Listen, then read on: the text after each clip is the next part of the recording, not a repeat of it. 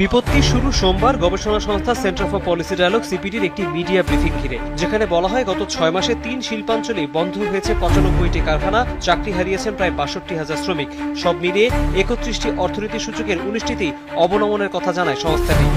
গাজীপুর, সাভার, আশুলিয়া, নারায়ণগঞ্জ, নরসিংদী এলাকাতে এবং প্রায় 62,000 মানুষ কাজ হারিয়েছে বলে আমাদের হিসাব।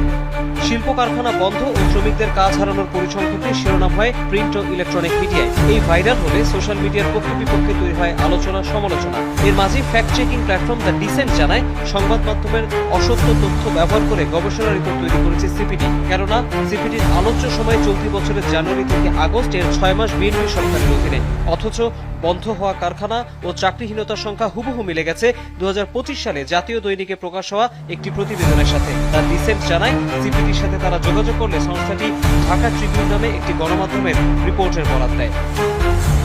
সন্ধ্যায় এই ঘটনায় আনুষ্ঠানিকভাবে দুঃখ প্রকাশ করে সিপিডি। তারা জানায়, গবেষণা পদ্ধতিতে সরকারি বিভিন্ন নথি ও বিবৃতির সাথে সংবাদ মাধ্যমের তথ্য ব্যবহার করা হয়। তারা ঢাকা ট্রিবিউনের ওয়েবসাইটের রেফারেন্স দিয়েছিল, যাচাই করেনি মূল উৎস। তাছাড়া মঙ্গলবার বিকেলে আগের তথ্য বদলে পত্রিকাটির ওয়েবসাইটে খবরটি সংশোধন করা হয়েছে বলেও জানায় সিপিডি।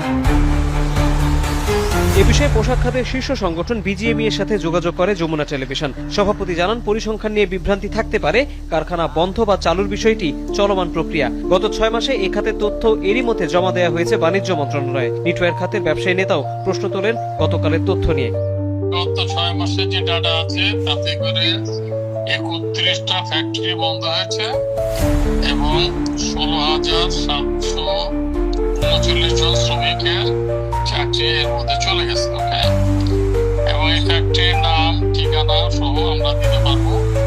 আমরা যে কাজটা এখন করছি, এই 16,000 জন শ্রমিক যারা বেকার হয়েছে তারা অন্য কোনো ফ্যাক্টরিতে ইতিমধ্যে কাজ পেয়েছে কিনা সেই কাজটা করছে। আগে বন্ধ হয়েছে, তত্ত্বাবধায়ক সরকারের সময় অনেকগুলো কারখানা শুরুর দিকে বন্ধ হয়েছে পলিটিক্যাল কারণে, নানান শ্রমিক আনরেস্টের কারণে। কিন্তু গত 6 মাসে আমাদের কারখানাগুলো অবশ্যই বিপদগ্রস্ত হয়েছে গ্যাসের কারণে, বিশেষ করে ব্যাংকিং সমস্যার কারণে অনেকগুলো কারখানা বন্ধের উপক্রম হয়েছে। কিন্তু এতগুলো কারখানা বন্ধ হয়েছে বলে আমি বিশ্বাস করি। সাধারণত গবেষণা প্রতিবেদনের তথ্যের মূল উৎস যাচাই করার সময় হাতে থাকে না গণমাধ্যমের। তারা তথ্যের ভিত্তিতে প্রস্তুত রিপোর্টের সারমর্ম তুলে ধরে পাঠক দর্শকের কাছে। এই প্রক্রিয়ায় যমুনা টেলিভিশনও গতকাল সিপিডির সংবাদটি প্রচার করে, যা দ্য ডিসেন্ট উল্লেখ করেছে। ওনাদের আমি অনেক ইঙ্গিত দেখি। তৌহিদ হোসেন, যমুনা নিউজ, ঢাকা।